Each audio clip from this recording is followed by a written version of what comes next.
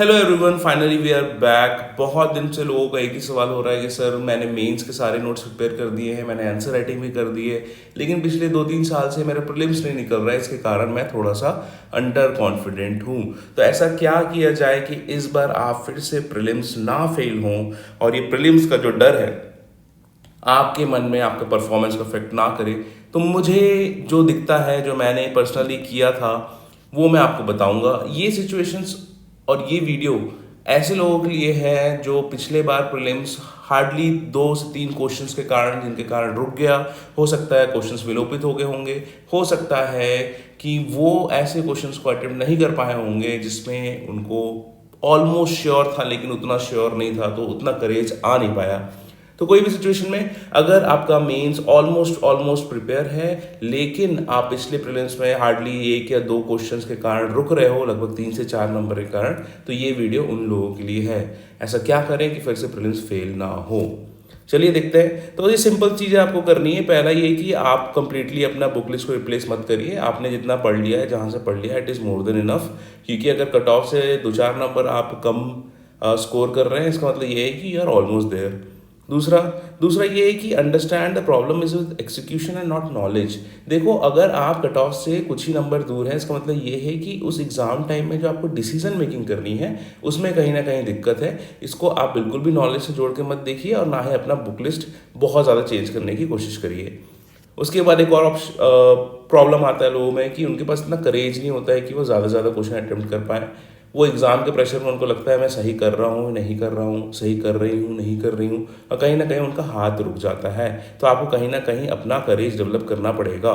करेज develop करने का सबसे अच्छा तरीका यही है कि मॉक टेस्ट में आप ज़्यादा से ज़्यादा क्वेश्चन सॉल्व करने की कोशिश करिए। अगर फर्स्ट राउंड में आपको श्योर शॉर्ट 45 से 47 क्वेश्चन बन जाते हैं, then try to attempt 10 to 20 more, depending on कि 2 ऑप्शंस के एलिमिनेशन से अगर क्वेश्चन बच रहा है तो डेफिनेटली अटेम्प्ट इट। उसके बाद develop the tactic to solve question by logic and not knowledge. देखो, आप सब कुछ पढ़ नहीं सकते हो और सब कुछ पता होना ज़रूरी भी नहीं होता है एमसीक्यू टाइप के क्वेश्चंस को सॉल्व करने के लिए। अगर उनमें से 1 फैक्ट, 2 फैक्ट, आधा फैक्ट भी अगर आप एलिमिनेट कर पाते हो या फिर ये डिसाइड कर पाते हो कि ये डेफिनेटली गलत है, ये डेफिनेटली सही है, तो ऑलमोस्ट 2 ऑप्शन आपके कट जाते हैं और 2 ऑप्शन में 50-50 चांस आप ले सकते हो। कईयों का ये कहना होगा कि सर 50-50 वाले में ही तो दिक्कत होती है, जो मैं टिक करता हूँ उसके जस्ट अपोजिट वाला सही हो जाता है। तो इसको भी हिट एंड ट्रायल करके देख लो, लेकिन मैं कभी ये नहीं कहूँगा कि अपने गट फीलिंग के अगेंस्ट जाना चाहिए। आपको जो अंदर से लग रहा है आप हमेशा उसको ही टिक करिए और वो जो सेंस है धीरे धीरे इंप्रूव हो जाएगा। ठीक है। जस्ट बिकॉज आपका वास्तु अभी बैठ नहीं रहा है, इसका मतलब ये नहीं है कि अगर ए और डी बचा है, डी आपका गट फीलिंग आ रहा है लेकिन आपका ट्रैक रिकॉर्ड ऐसा रहा है कि जब भी डी लगाती हूँ गलत हो जाता था, ज़बरदस्ती ए डाल दो। ये रिकमेंड मैं नहीं करूँगा, ये वर्क नहीं करता है। अगर आपके अंदर से कोई लॉजिक आ रहा है तो कोई ना कोई सेंस किसी ना किसी नॉलेज के ऊपर ही बेस्ड होगा। तो मैं ये बोलूँगा कि आप अपने सेंसेस के साथ ही जाइए, लेकिन धीरे धीरे उस सेंसेस को रिफाइन करिए over the period of time. उसके बाद solve a lot of UPSC, UPPSC, BPSC, MPPSC questions past 10 year सबके सॉल्व कर लो, क्योंकि इनके मिक्सचर ऑफ क्वेश्चंस या इनके स्टेटमेंट्स का ही कुछ ना कुछ मिक्सचर या हिंट आपको मिल जाता है। ठीक है। जैसे एक क्वेश्चन यूपीएससी में आया हुआ था, जहाँ तक मेरे को याद आ रहा है, आई गेस तानसेन से रिलेटेड था, और वही सेम क्वेश्चन मुझे सीजीपीएससी में भी दिखा था, तो कहीं ना कहीं से वो रिलेट हो जाता है। एमपीपीएससी में कई क्वेश्चन है जो डायरेक्टली अगले साल पूछ लिए जाते हैं, और हाल ही में हुए रिसेंट एग्जाम्स में जितने भी क्वेश्चंस घूम रहे होते हैं यूपी, बिहार और एमपी में, उनका कोई ना कोई इन्फ्लुएंस तो मुझे दिखने को मिलता है सीजीपीएससी के, या तो सीजीपीएससी के प्रीलिम्स हो जाए या तो कोई वनडे एग्जाम्स का प्रीलिम्स हो जाए। तो इनको आप लास्ट के 10 साल को सॉल्व कर लो, क्योंकि क्या होता है कि इससे कुछ एक्स्ट्रा नॉलेज मिल जाता है, और यूजुअली दूसरे स्टेट का फ्लेवर होता है वो थोड़ा सा डिफरेंट होता है हमारे स्टेट से। तो it is also a very good learning opportunity to learn those flavours जो यूज़ आते हैं अल्टीमेटली। उसके बाद solve a lot of Vyapam and CGPSC one day exam papers. जो भी रिसेंट में पेपर्स हो रहे हैं ना, उनको सॉल्व कर लेना, क्योंकि उससे कहीं ना कहीं मुझे लगता है कि वो एग्जैक्ट पोर्शन का नेक्स्ट वाला क्वेश्चन आ जाता है। जैसे मान लो सीजीपीएससी वनडे में आप मान लो छत्तीसगढ़ के काकती वन से क्वेश्चन आ रहे हैं, तो काकती वन से ही रिलेटेड दूसरा क्वेश्चन आपके एक्चुअल प्रीलिम्स वाले एग्जामिनेशन में आ जाता है। तो ये जितने भी ऑन गोइंग पेपर्स है पूरे इंडिया भर में, स्टेट लेवल के और ऑल इंडिया लेवल के, उनमें नज़र रखा करो और उनका ब्लैंक पीडीएफ निकाल के उसको अटेम्प्ट किया करो और उनके कट ऑफ से कंपेयर किया करो। उसके बाद मोस्ट इंपॉर्टेंट ये है कि develop a sense of things. सबसे अच्छा तरीका है जो सेंस ऑफ थिंग्स डेवलप करने का कि आप दृष्टि के ब्लॉग खोल लो, जो भी 5 क्वेश्चन आते हैं उनको आप डेली के डेली सॉल्व करो, क्योंकि वो ऐसे एक्सटेंसिव क्वेश्चंस होते हैं, लंबे चौड़े स्टेटमेंट दिए होते हैं कि उसमें कुछ ना कुछ मिल जाता है आपको सॉल्व करने के लिए। तो जितने भी सेंस होते हैं ना चीज़ों के, जैसे पिछली बार मैंने आपको बताया होगा ब्रैकेट वाले यूजुअली सही होते हैं, है ना, ये लंबे वाले स्टेटमेंट यूजुअली सही होते हैं, इस प्रकार की चीज़ें बताई थी। ये एक्चुअली में वर्क करती है, इनका कोई लॉजिक नहीं होता है, लेकिन ये फ्लेवर ही होता है जो आपको पकड़ना होता है, सेंस होता है जो आपको पकड़ना होता है।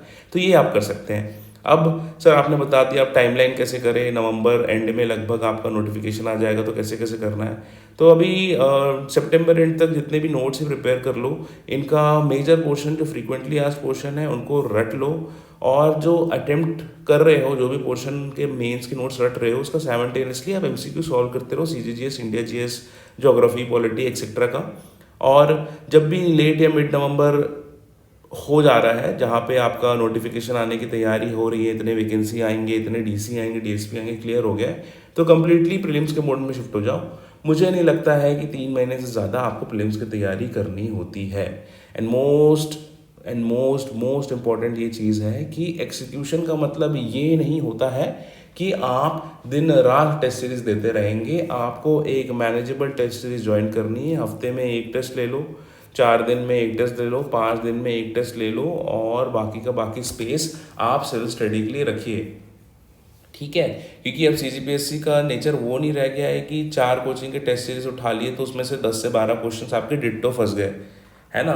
डिट्टो काफ़ी अच्छा वर्ड है, तो डिट्टो नहीं फंसेंगे। बहुत ही वियर्ड से क्वेश्चंस आ रहे हैं इंडिया लेवल के और इवन सीजीजीएस लेवल के।